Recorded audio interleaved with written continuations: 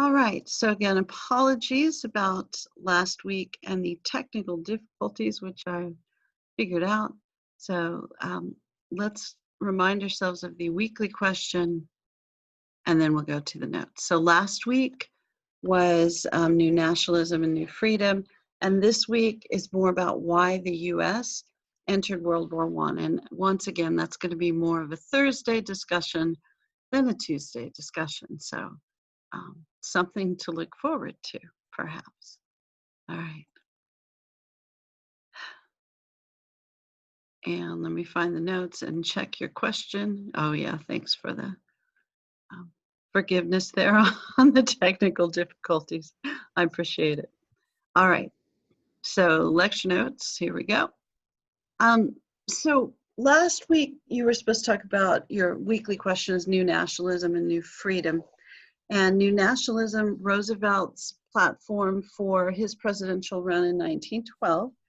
And he ran as the Progressive Party candidate. He had gotten frustrated with William Howard Taft, who was his handpicked successor, and had a decent record, I suppose, yes, as a progressive president, but wasn't nearly as flashy or good at self-promotion, or, I don't know how you look at it, but most historians would, agree that Taft wasn't as exciting or accomplished, even though his record does look pretty good on paper.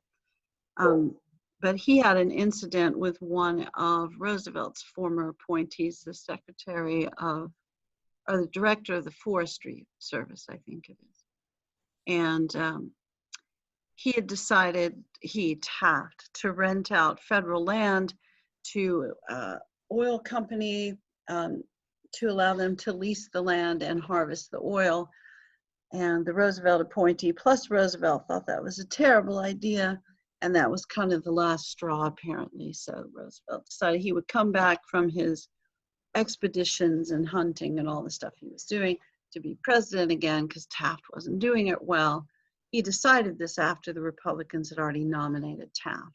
And it's part of the reason that your weekly question doesn't involve Taft, because Taft, he just said, I'll just keep doing what I do, which is fight for progressive reform and, partner with the opposite party as needed, because sometimes the Republicans didn't want to work with Taft as much as the Democrats did. He just said, look, I'm too busy being president. I'll just keep doing my thing. I'm not going to campaign. And you see that from time to time with current presidents, not so much in the modern era, but certainly in the past. And Taft, as you may recall, wasn't super excited about being president anyway. I'm not suggesting that he didn't do a decent job with it. He wanted to be Supreme Court justice, which he'll get to be later. So Taft just says, I'll be me. You know what I'll do. I'm not campaigning. And then Roosevelt was, a really vigorous campaigner, went around giving speeches, got shot while he was giving one of his speeches, got back up and finished the speech. So he's like the superhero campaigner. And then Woodrow Wilson was kind of your stereotypical academic fellow.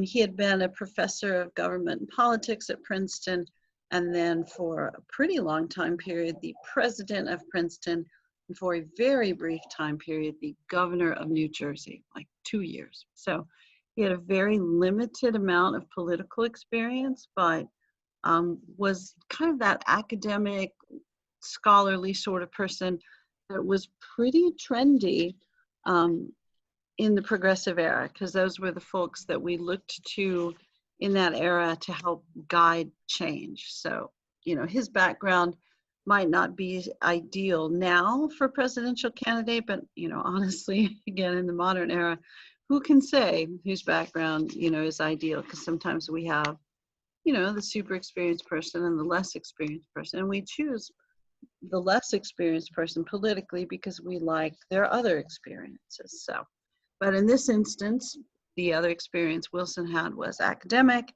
and we thought that his base of knowledge would be helpful, or Taft and Roosevelt split the Republican votes, and it's probably some of each. Okay, as far as their platforms, Roosevelt's New Nationalism, and the book talks about these, and I think I put it in an announcement, what pages in the book it was. I want to say it was like, oh, look at my book again. I want to say it was like 3-7, no, I don't remember. I'll just look. Goodness. Every time I see that magazine Puck, yeah, I know, it looks funny. So it's like, they really have a magazine with an obscene name? No, it's Puck. Yeah. So it's a satirical magazine. So I saw a picture of that in your textbook if you're wondering, why in the world is she talking about that? So 7:17 to 7:19 maybe? No, 7:27 to 7:29. I bet that's it. Yep. 7:27 to 7:29 for the platforms. But Roosevelt wanted to make the government bigger, more active, more involved in reform, more involved in making things fair to everybody in the United States. And Wilson, okay with wanting to make things more fair to everybody in the United States, but thought maybe that would work better on the state level than the federal level. So he didn't want to increase the size of the federal government, wanted to keep it the same, and just wanted to make sure that the government was more fair at the federal level and that the government was more active at the state level. And what ends up happening really is when Wilson wins the election is that he probably behaves a little more like the Roosevelt platform, the New Nationalism, than the New Freedom. And we talked, well, not us, because we didn't have class, but the other two classes talked a little bit about Woodrow Wilson and his Southern heritage, Southern background. His parents were from Georgia, which made him lean a little more toward the states' rights end of thing. So that's part of why New Freedom made sense for him. Smaller federal government, more regulation in the states if they chose to do it. And then we mentioned some other potentially Southern things about him, stereotypically Southern. I know we're all kind of Southern and we don't fit those stereotypes. So there you go. All right, and since our weekly question today is about World War I, we're probably not going to get to it, but we might get to the start of it. So, and you may have also noticed that I did put the list of things to study for the quiz. So that should be posted, and I really am still grading. I know it's going slowly, so apologies about that, but I'm still working on it. I know. Okay. So, foreign policy during the Progressive Era. Now, as you might imagine, foreign policy is not the main focus of the Progressive presidents initially. They wanted to save things, fix things, improve things on the home front. However, our neighbors are pretty close to the home front. And if we have the ability to fix things here, why not fix them throughout the rest of the world if we have the ability? Because we're just doing people favors and we're feeling generous during this time period. And we also have that really nice Navy, so we might as well use it. So we're going to intervene a little bit in our neighbor's business during this time period. And remember too, kind of at the end of the Gilded Age, we were in the mood to potentially build an empire. So got some odd things going on here with foreign policy, which will lead into some more odd things internationally with foreign policy. Not even coming close to suggesting that we started World War I. Not true. Not true. Okay. But this is the era I would always tell my high school students, this is the era where we make the neighbors mad at us. So that's kind of what happens. If you ever wondered internationally, or at least regionally, why some countries get frustrated with the United States, it kind of starts during this time period. So one of the things that we had always wanted to do, somebody had always wanted to do since Western people came over, Western European people came over, was build a canal in Central America, because traveling all the way around Central or South America is inconvenient and it takes time.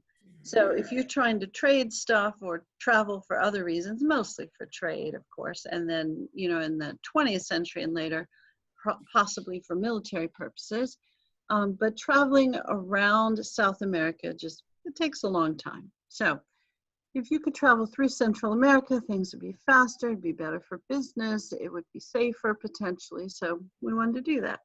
Now, the US and Great Britain had been talking about this since a long time, 1840s. So we signed 3 treaties with the British about building a canal in Central America. And you're maybe wondering, did the British relocate to Central America? No. But they did control some islands in that region, and of course they're the British, so they have a big navy and they're a world power up through this era, so all this stuff has to go through them, plus they're our best friends, so, which is kind of weird to think about, but it's true. All right, so the first treaty, Clayton-Bulwer Treaty, we signed in the 1840s. I think it's 48, but I can't remember for sure.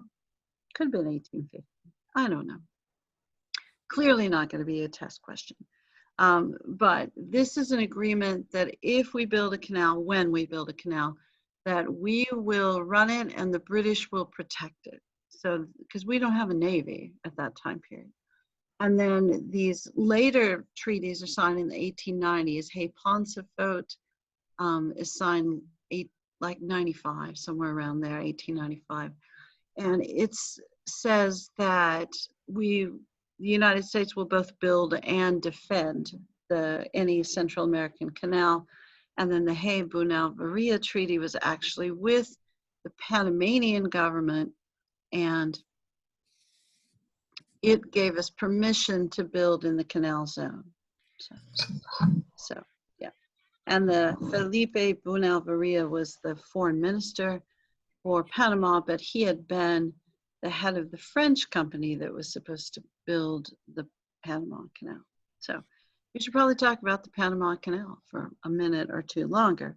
When we're looking at a site to build the Panama Canal, and my assumption is right now you have a map in your head of Central America, although maybe I could find a map of Central America to share with you. I don't know. Should have put that in the notes, huh?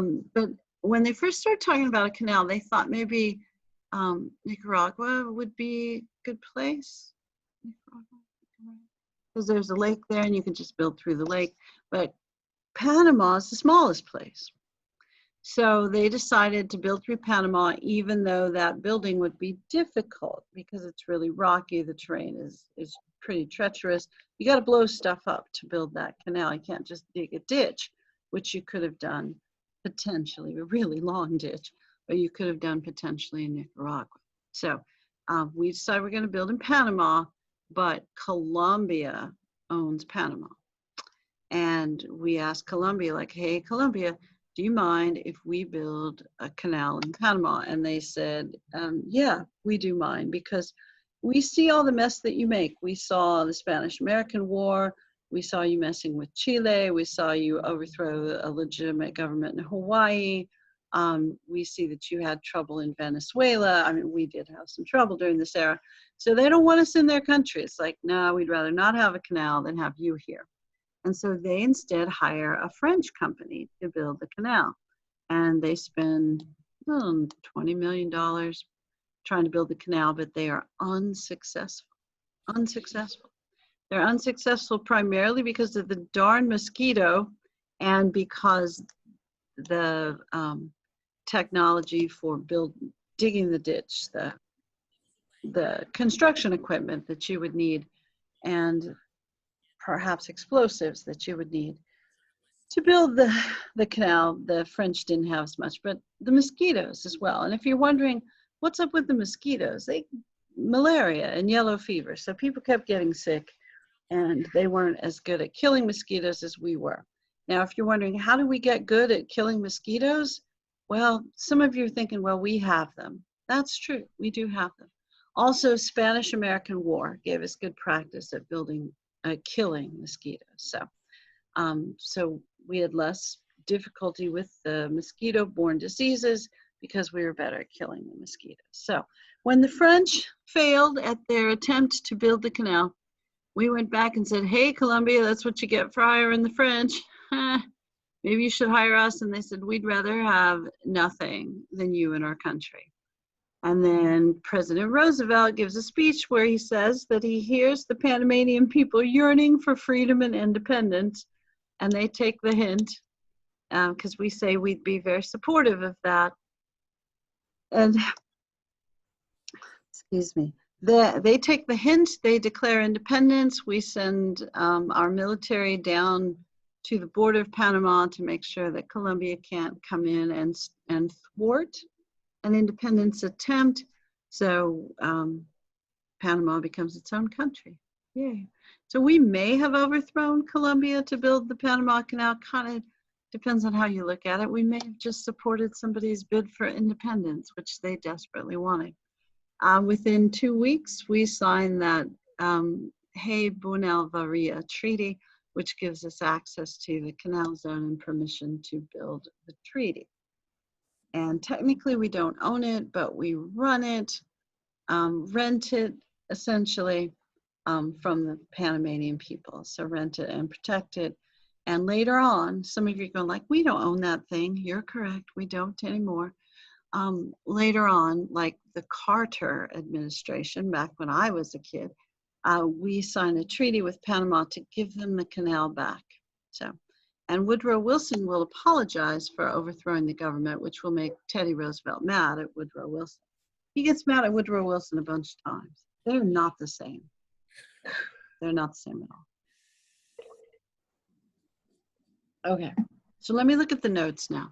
Yeah, look at the notes. Why did you make them if you're not going to look at them? So, big stick diplomacy. This was what, oh yeah, you want to know the different kinds of diplomacy, of course. Big stick diplomacy or gunboat diplomacy is Roosevelt's version of foreign policy, which is foreign policy by force. So we essentially just threaten you, not with words, because Roosevelt loves this saying, speak softly but carry a big stick and you will go far. And so we send the Navy on tour and we make sure everybody knows that we have it. We use it occasionally. And we also developed something called the Roosevelt Corollary, which is an extension of the Monroe Doctrine, which you might remember from 1301 US history or your 8th grade year, where your teacher acted stuff out and had you throw fake poop at each other. I had a bunch of 8th graders that had a teacher that let them make fake poop and throw it at each other. They loved it. Or they did, oh, I'm not going to tell you what else they did because, yeah, it's a bad idea. All right. But the Monroe Doctrine, we declared the Western Hemisphere essentially off limits to Europeans. We said no further European colonization in the Western Hemisphere during the Monroe era. And the Monroe Doctrine is written by John Quincy Adams. It's like, you know the guy, the Secretary of State. And of course, it's called the Monroe Doctrine because Monroe was president during that era. And when we declare this, like, don't come over here and build any more colonies, one of the things that was going on is all of these movements for independence in the formerly Spanish colonies. So we're saying this as everybody's leaving.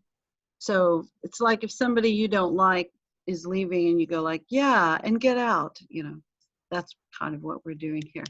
And Europeans are not terribly impressed with the Monroe Doctrine because, one, we can't enforce it, and two, we can't enforce it. That's pretty much it.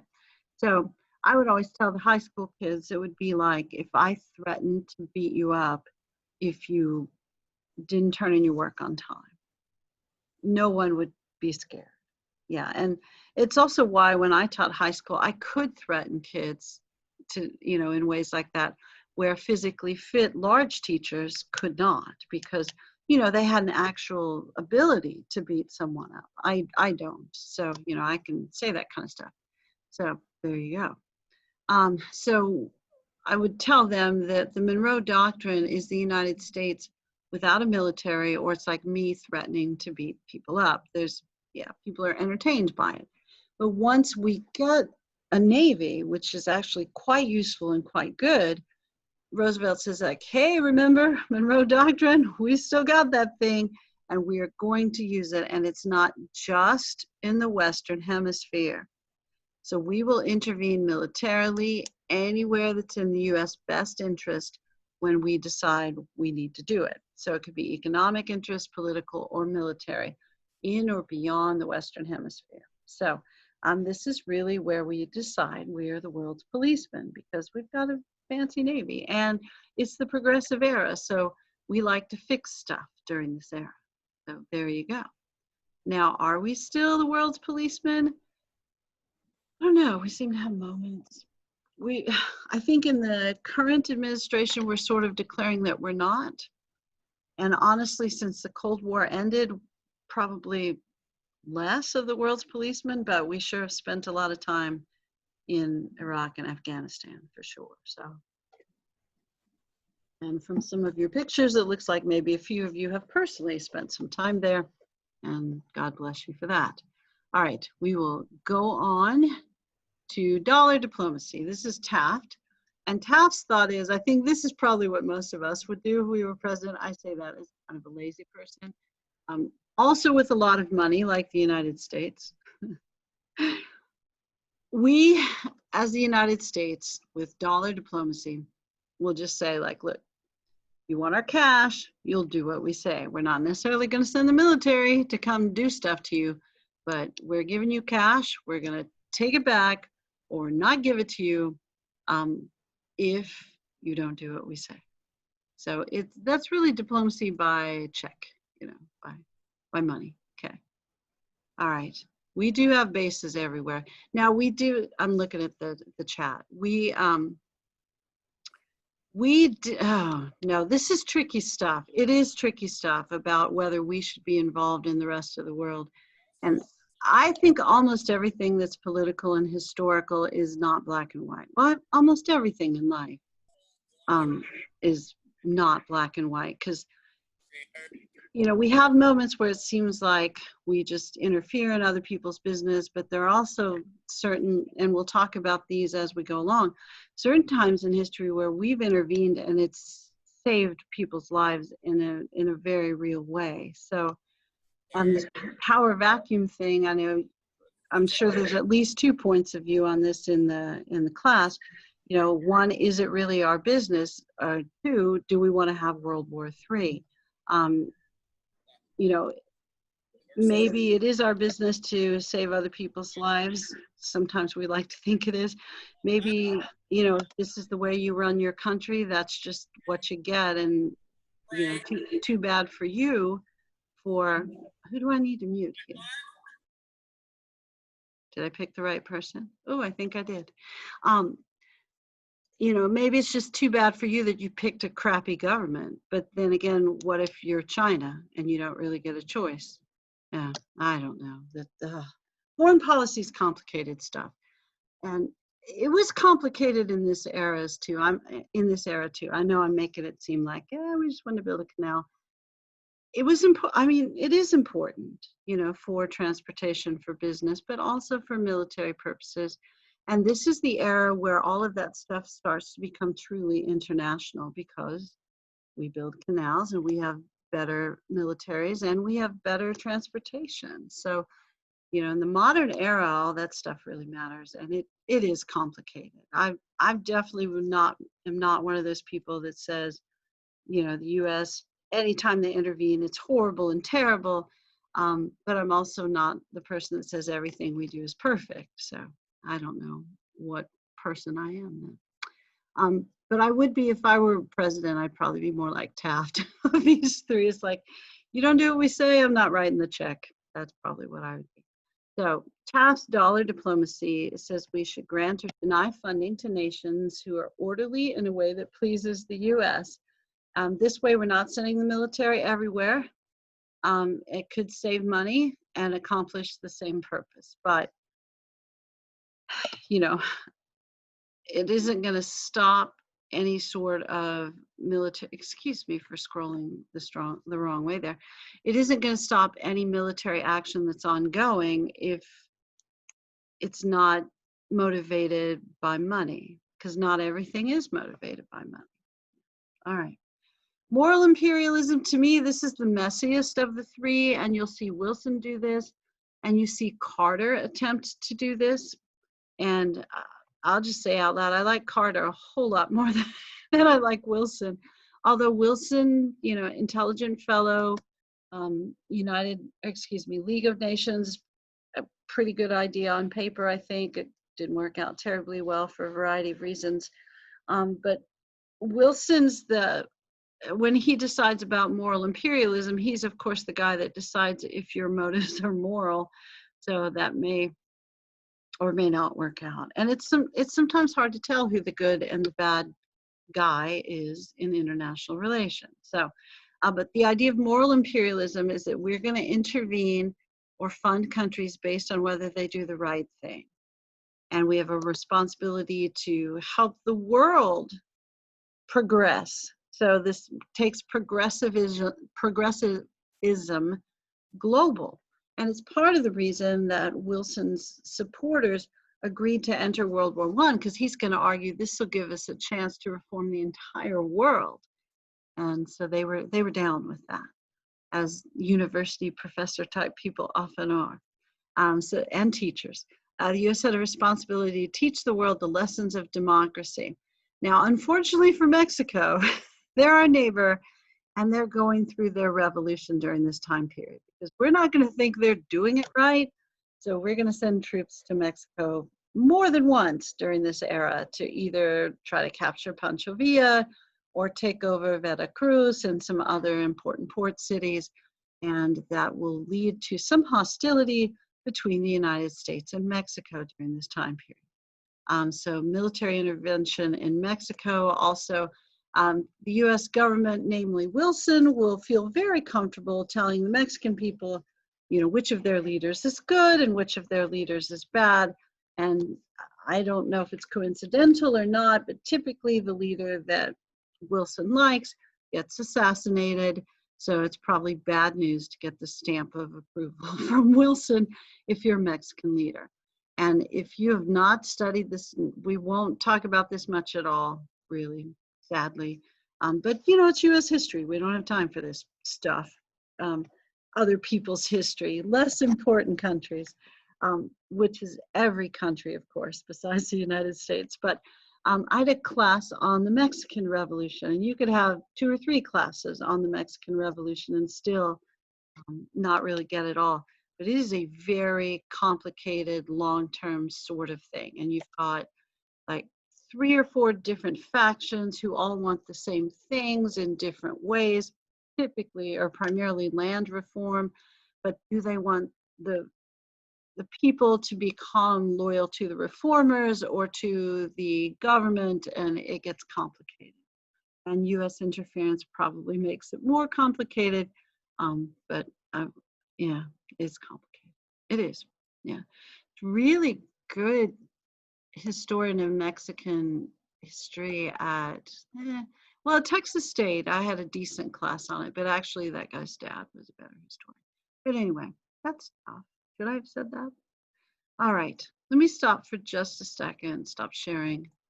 All right, to see if any of you have any questions at this point you would like to ask, or if I need to mute or unmute anyone.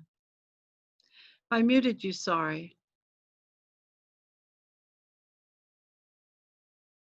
All right.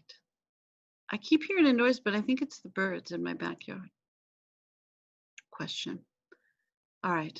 All right. I appreciate people checking in and saying everything's good. All right, then. We will go on to the rest of the notes. Back to the notes. Back to the notes. You're going like, yeah, back to the notes. Stop wasting my time. World War I. Okay. World War I, I'm just going to say out loud, no one understands why it started. Okay. I'm going to explain to you why it started, but it's still going to seem dumb, maybe. And you had world history back in 10th grade, so you know everything, except when you were in world history, they covered like 14,000 years of history. So your teacher probably just said, ah, there was World War I. We don't know why it happened. Or if you taught in a U.S. history department filled with coaches, like I did, and they loved acronyms.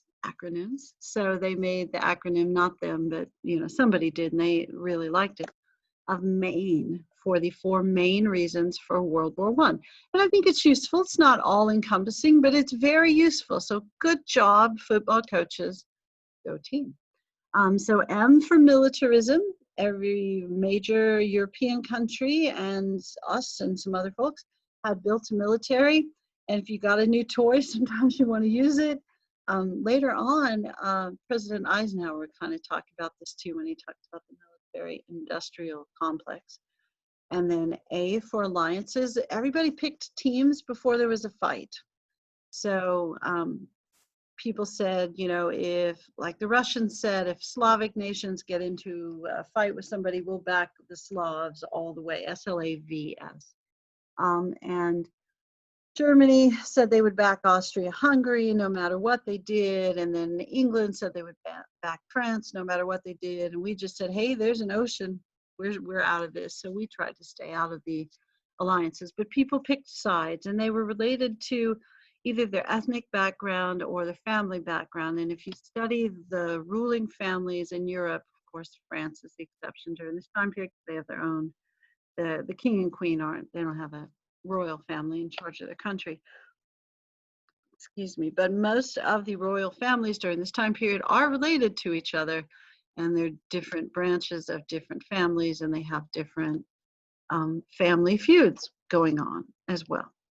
So there's a lot of stuff going on here, but alliances are chosen. And then imperialism, people want to build their empires. England, as you know, if you study world history, and even if you didn't pay attention to world history, there's like 4 or 5 countries throughout history that are really good at building empires. China is really good at it. The Romans, the Greeks, the Romans, the Anglo-Saxon Jute people who end up being England eventually, France, Germany, eventually the United States. China would come back. China's definitely made the comeback historically.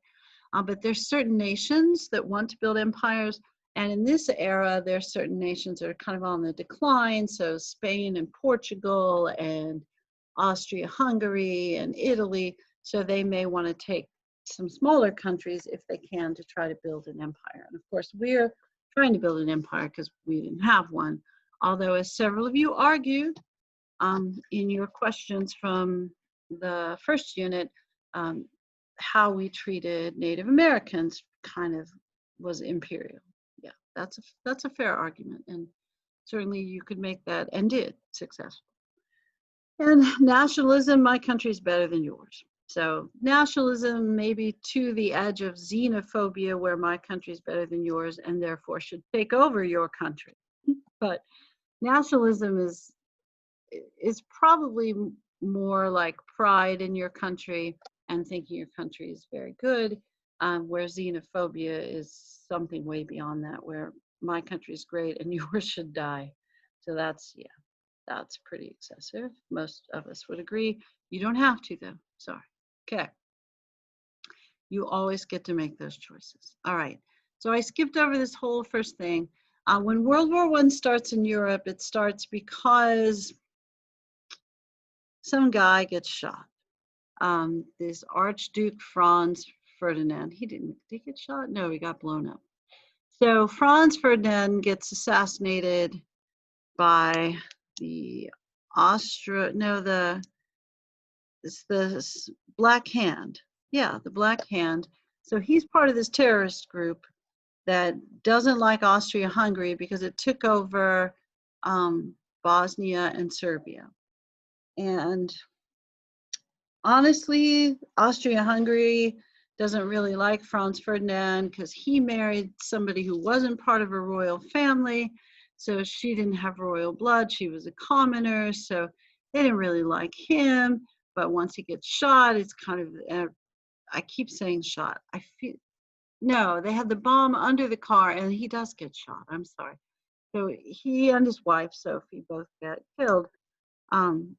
And then Austria-Hungary says, you know, we just can't have this. That was our crown, well, it wasn't the crown prince. He wasn't next in line, but it's one of the princes, and we just can't have it. So they declare war on Serbia because it was Serbian terrorists in Austria, no, it was Serbian terrorists who had shot, because the Black Hand was Serbian, had shot the Archduke. And they said that they wanted to have an investigation, take over the country of Bosnia, which is where the assassination occurred, and that Bosnia had 48 hours to agree to this. Bosnia said, okay, we will, but then Austria-Hungary declared war on them anyway. And then all the alliances kicked in, so Germany backed up Austria-Hungary, but then the Serbs and the Bosnians had Slavic heritage, so then the Russians backed them up, and then everybody else just kind of lined up. And of course, we're not in an alliance, and worked very hard not to be in one because of stuff like this. We didn't want to get drawn into some conflict that we really weren't a part of. Why are people in the waiting room? Do you guys have thoughts about this?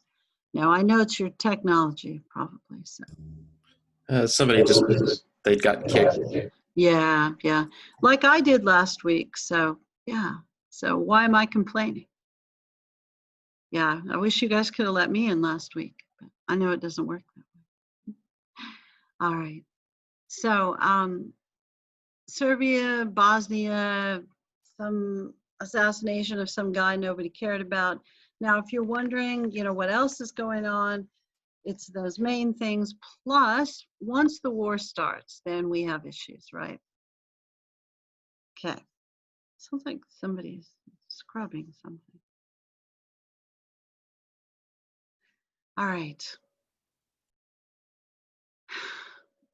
So we don't want to enter the war, and when Woodrow Wilson says that we are going to remain neutral.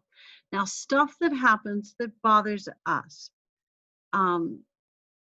Germans are always bothering us during the world wars because they sink ships, and a lot of these ships are ours, and we're non-combatants, but they assume because they said, hey, there's a war going on, and if you're in the Atlantic and you're not shipping to us, then, you know, you're not our buddies. They just sink ships. So the Germans sinking ships in the Atlantic will bother us. Plus, we had just had lots and lots of new immigrants, as we're all aware of, because we've mentioned it several times. And if you're from one of those countries, you probably favor the country you're from, whichever side they have taken in this war. So the thought is, if we pick a side, we might have an argument within our own country because half of our country is going to favor one side, half is going to favor another. And so lots of German and Italian immigrants, they're on the same side, by the way, in World War I. And Italy will do something interesting in both World War I and World War II. They pick one side and then switch toward the end. Thinking of the Lusitania or Lusitania is a British passenger ship, sort of like a cruise ship. It is a cruise ship, but we were shipping material, stuff for the war, in the hull of this cruise ship. So we got a bunch of senior citizens killed. So sinking of the Lusitania occurs in 1916. Yeah. And then Germany says they will stop sinking non-combatant ships in May of that year. That's also the same year that Wilson's running for president, and his slogan is, he kept us out of war. Now, while he's using that slogan, he is building up the military and realizing that we are probably going to have to go to war. One of the first things that happens after the election is Congress passes a Selective Service Act, which makes it possible to draft people. So, and the way this works, because if you teach high school, you get the young men who are nervous about if they're going to get drafted. And I don't know what it is that makes you nervous about this when you're 18, because we really haven't drafted anybody in a long time. But the quick answer is no, we're not going to draft you. But you would have to pass a Selective Service Act, which we have that. That's why you get nervous. I understand, because you have to go sign up for selective service, and you have to do that so you can get a student loan and some other stuff. Because if you don't sign up for that, you're not eligible for student loans and things. But we're still not going to draft you. And then Congress would have to pass an actual draft. So for you to get drafted, we would have to pass an actual draft act or draft law, and then we would draft you to go into the military. We haven't drafted since Vietnam. Yeah, and that was a long time ago. I remember the end of it, but it was, in the 70s. So we haven't drafted in a while. And there are lots of reasons we don't draft anymore, but we'll talk about that later. All right, so Wilson and the Congress passed the Selective Service Act, and Wilson begins his 1917 presidential term, number 2, with his Peace Without Victory speech. And one of the nice things about having a former college professor as your president is they talk too long. I know some of you are going like, yes, college professors do talk too long, especially history and government ones. It is true. Sorry. So he's going to give a speech where he says, hey, everybody who's fighting, why don't you just stop? Nobody's winning anyway, so just cut your losses and go. Now, this is after almost 2 years of fighting. And if you have siblings and fought in the back seat with them, and your parents said, hey, just stop fighting, that didn't work. And you weren't fighting for 2 years in the back seat, although once you add it together, you probably were. And you weren't fighting over, no one got killed. So this is really not a good solution to World War I. Just stop fighting. Nice try, but it doesn't really work. Okay. So why does the U.S. enter the war? The U.S. enters the war because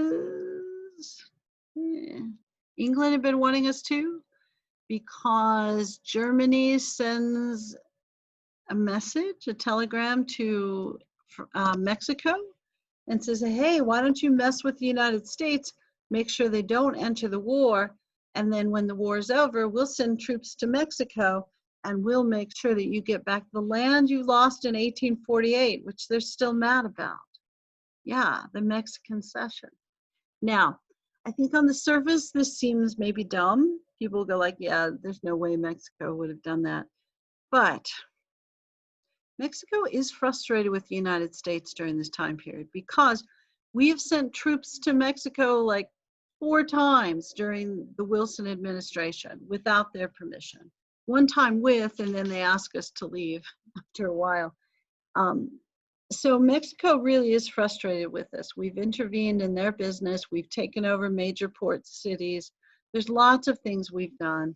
And we did take some valuable land from them. I know, war treaty, I know.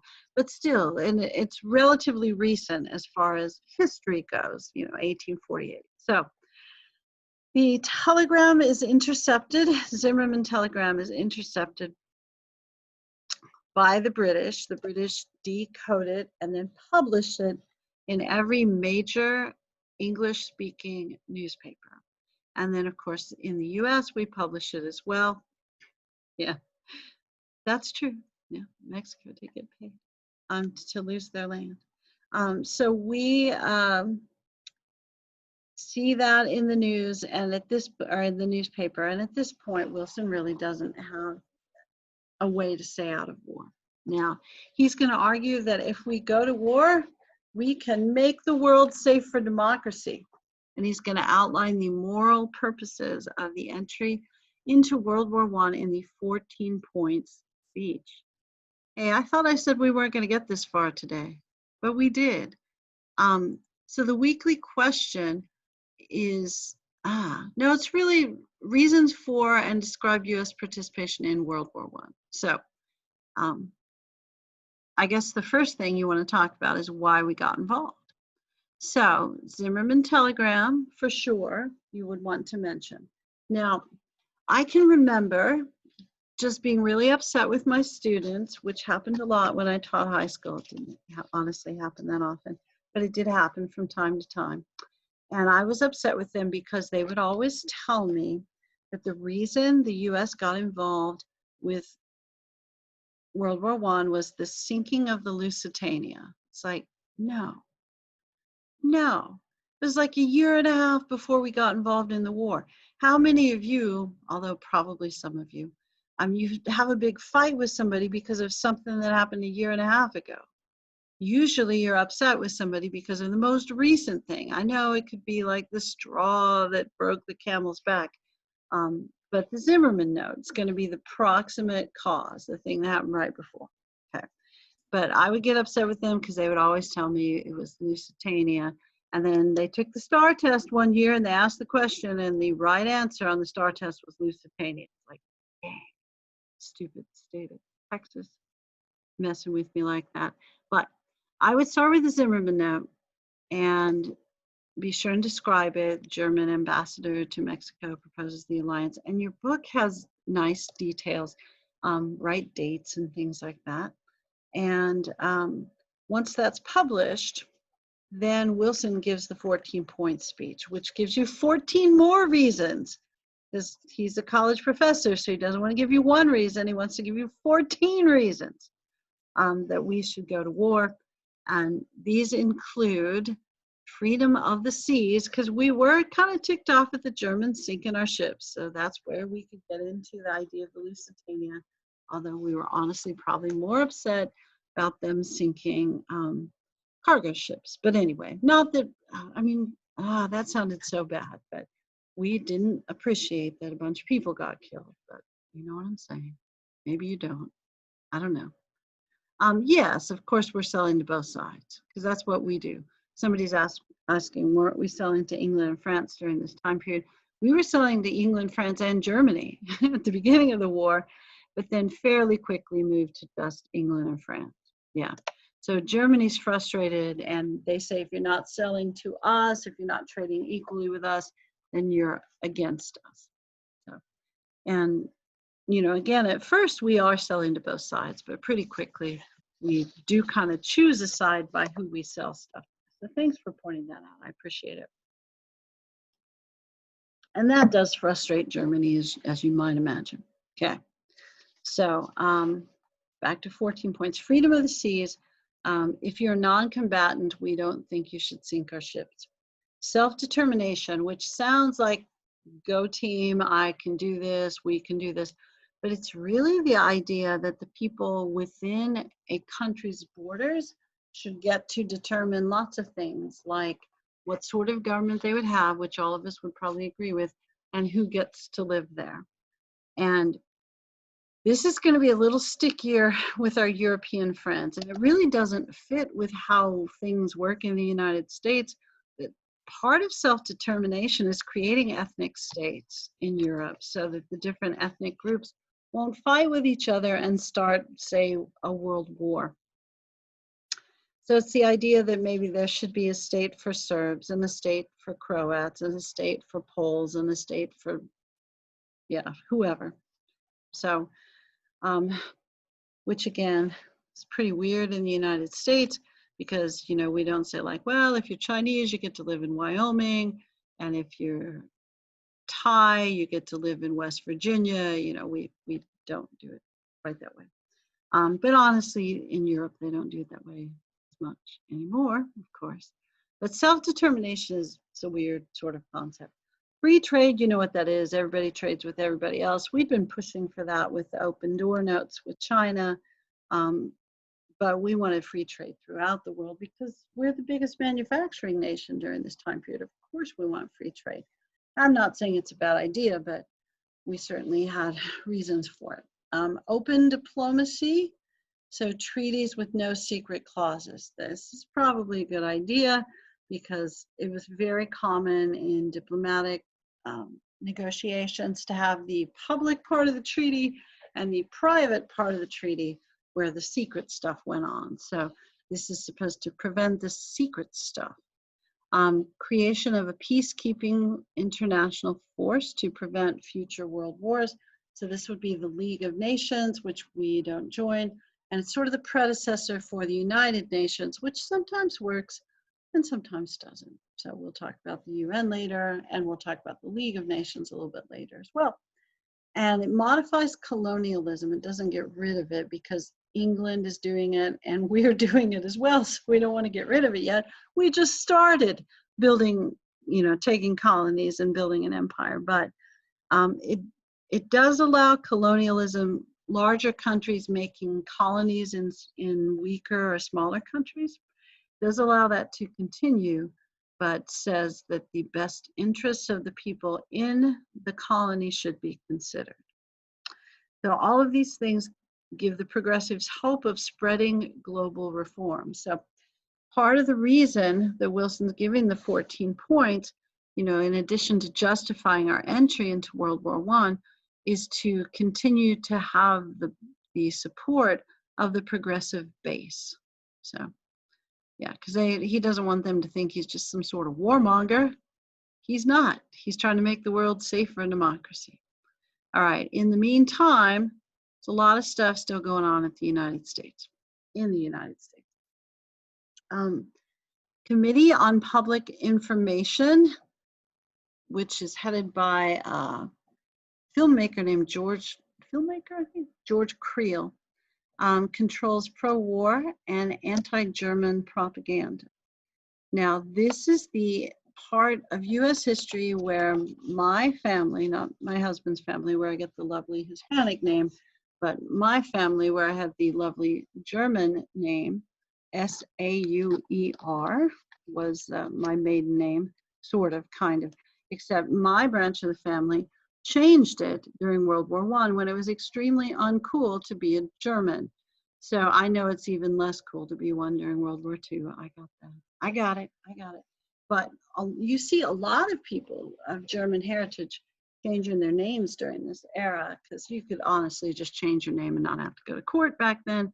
Because so my family changed their name from S-A-U-E-R, Sauer, to Sowers, S-O-U-R-S, which that doesn't sound German at all.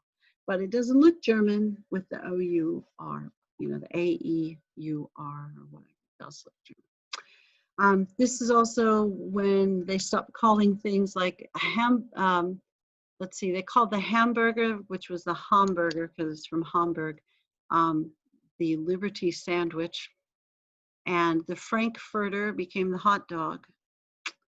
And they even called sauerkraut Liberty cabbage. So there you go. So they stopped teaching German in high schools. We're just going to deny that Germany existed. But anything German is pretty uncool during this time period. So Committee on Public Information reminded us, if we didn't remember, that Germany was terrible and the United States was great and we were fighting for democracy. So, and they also set up things like meatless Tuesdays and wheatless Wednesdays, and the food coordinators, not Woodrow Wilson, why did I say that? Herbert Hoover. We'll talk about him later. He's a nice guy, but maybe his presidency doesn't go so well. Just guessing. All right. We also start enacting those amendments that we love so much, the 16, 17, 18, and 19. 16 with income tax, 17 direct election of senators, 18, my favorite, second favorite amendment, prohibition. Although if my shoulder keeps hurting this much, I may have to be like FDR and end prohibition. And the 19th Amendment, women get to vote. I know. 100th anniversary of that. So there you go. All right, a question? Okay, no. All right. So 16, 17, 18, and 19. And prohibition and declaring war, I don't know if do those things go together, but that happens really. That's really enacted after the war ends. Okay. But the prohibition movement is very big during this time period. And some of that's an anti-immigrant movement because crazy immigrants that aren't Protestant drink too much. But we talked about this a couple of times ago, where it's really about urban poverty in some ways, and they want to get poor guys in the city to stop drinking. They really, if you have money or you're in the country, we don't care as much. So some of it's morality, it is. Some of it is just the economics of it. It's probably some of both. Espionage and Sedition Acts are passed during this time period. And the espionage really, both of these really limit your freedom of speech. These are reactions to certain groups, the IWW, International Workers of the World, but also the Socialist Party of America, really opposed to this war effort because they think it takes money out of our country that we could be using for better things. It's not really our business, that sort of thing. So they encouraged people to not sign up for the draft, and that's going to end up causing them problems. So if you're encouraging people not to sign up for the draft, or you're somehow inhibiting the war effort, speaking badly about the government's war effort, then you could be charged with espionage, spying essentially, or helping the enemy, and sedition, which is like a larger version of that, kind of overthrow the country sort of thing. So it limits your freedom of speech. And this is going to be a pretty severe limit of your freedom of speech. And if you're wondering, will we think it's constitutional? Yeah, we'll have a case or two about that, and the Supreme Court will uphold that. But this is also around the time period that the ACLU starts, American Civil Liberties Union, which is going to encourage people to protect and defend their freedoms of speech. So issues of race and ethnicity, the war doesn't make those better, and the progressive era doesn't really make those better either. Lynchings continue, and the NAACP, founded in 1905, will become more active about this and publicize this much more often. They pretty consistently fly a flag in their offices in Harlem, and the flag would say a lynching occurred today. So lynching is a continuing issue during this time period. And it is more of a Southern thing, but it does happen other places. Wilson screens the movie Birth of a Nation at the White House, and I may have talked about that more on Thursday, so if you didn't watch the video, you may have missed out on it. But Birth of a Nation is a super crazy movie. No, that was judgmental, but you'd agree with me on this, I'm sure of it. It's about 2 hours long, silent movie. It's the first full-length silent movie. And I would tell you to watch it, but you can't watch a silent movie for 2 hours. You'd go crazy. Plus, this one is not good. But it glorifies the KKK and says that the KKK restored order and civilization to the South after the Civil War. And it uses quotes from a history of the South written by Woodrow Wilson, and one of the quotes I remember being in that movie was that the white South was being crushed under the heel of the Black South. So the KKK had to rise up to protect the white South from the evil, oppressive Black South and restore order. And the evil, oppressive Black South was only evil and oppressive because of the influence of Northerners. Because, nice submissive African Americans in the South were good, i.e. slaves. But those uppity African Americans from the North, or honestly, uppity white people from the North who lead the nice, submissive African Americans astray, they cause the problem. So if you watch this movie, you'll look at it and you'll think, are they kidding?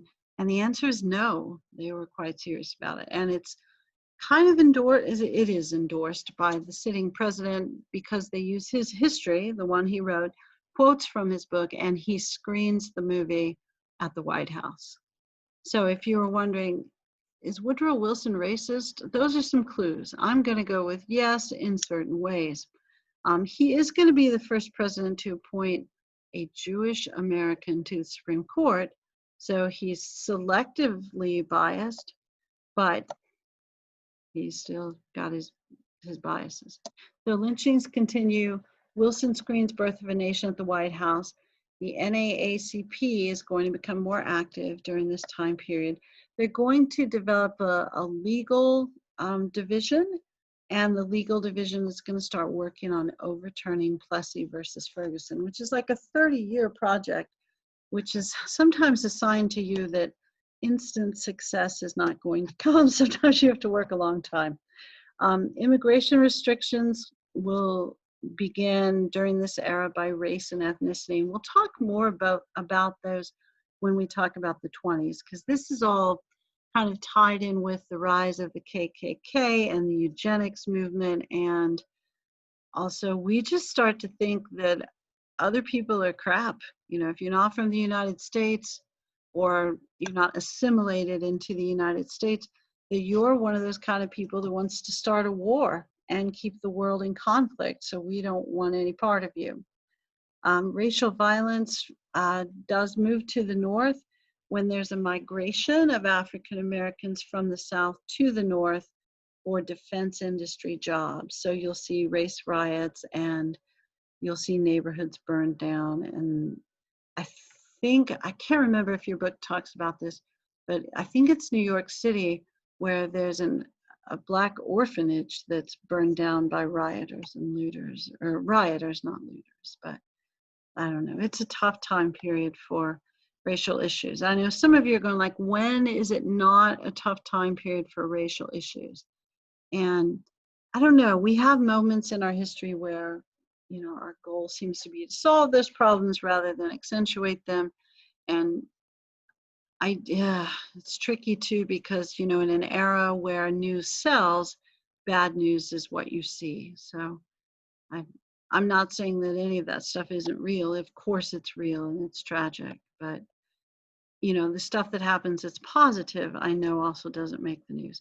Now, during this era, you're not going to find a lot of stuff that's positive about race. So I'm not suggesting that. And I do recognize that stuff that's going on right now is pretty rough in certain places and shouldn't, at this point shouldn't be going on. I got it. All right, immigration restrictions by race and ethnicity continue. Racial violence moves to the north. And then we got to talk about Marcus Garvey, although I think we probably will talk about Marcus Garvey a little more next time. Oh, I didn't realize we were almost at the end. So we will definitely talk more about Marcus Garvey next time and how the war ends, the Treaty of Versailles, the election of Warren G. Harding, all that stuff. We'll talk more about that next time. I wanted to leave a little time for Marcus Garvey. He's moderately interesting, I think. Now, let's say you're thinking about that book review kind of thing. I think a book about Marcus Garvey might be interesting. It might. He's a kind of your very first Black is Beautiful kind of guy in the United States. And he is primarily active in New York, but he has a following all throughout the United States. And he's interesting because he doesn't want integration. He wants Black economic independence. And he doesn't believe Blacks and whites are equal. He's pretty sure Blacks are superior. He's an interesting fellow. He really is. And kind of out of his time, out of his time period, but he's an interesting guy, I think, my opinion. Let's see what else. The very best book that I've read about World War I is called Guns of August, but Guns of August is like big and long, and it explains, I don't know if Marcus Garvey was a racist. I'll explain why he thought Africans were more important than not Africans in just a second. But if you want to read a book about World War, he might have been though. So all that stuff's up to you. But the World War I book, Guns of August, explains all of the interactions between the different European countries that kind of led up to World War I. And it's Barbara Tuchman who wrote that. And her assertion is the power vacuum created by Queen Victoria's death, like 20 years before, is what really led up to this, but it kind of was brewing for about 20 years. It's kind of an interesting book if you are interested in stuff like that. And I see you people trying to get me fired, asking if Marcus Garvey was a racist. I don't know. The reason Marcus Garvey talked about Pan-Africanism so much and about how Africa was a more important continent than people understood is because he talked about it as the root of civilization. And where no, I'm sorry, Alex. I'm kidding with you. I'm sorry. He talked about how in the United States, in the Western, in Europe, but honestly more in the United States and in Latin America, people of color were seen as inferior, where they were the root of civilization, they were the beginnings of academia, you know, all the stuff in the ancient world. So he's really more of an ancient historian, maybe. We'll go with that. And his thought is, you know, we don't need to interact with other folks. We just need to make sure that our communities are solid on their own. And, you know, they're still in an era where, I mean, we talk about the rise of lynching. I don't know that integration's your best plan if you're Black during this time period, because your thought might be, we might get killed. So you may just want to stay in your own community, but then make sure that, you know, if you shop in a Black-owned business, that you shop within your community, that you build up your community. You'll see W.E.B. Du Bois argues something a little different, but similar as far as the economic part. And he's the thing that Du Bois doesn't like about Marcus Garvey is that Marcus Garvey is not an intellectual. And W.E.B. has got a PhD from Harvard. So he is an intellectual in an era where we like intellectuals. We elected one to be president. So yeah, I think Marcus Garvey is a fascinating guy. And I think what you'll notice too, maybe, and again, my interpretation, which you don't ever have to agree with, I think Marcus Garvey really appeals more to working class and poor people, African Americans primarily, and where W.E.B. Du Bois is really appealing. Well, he even calls it the talented 10th.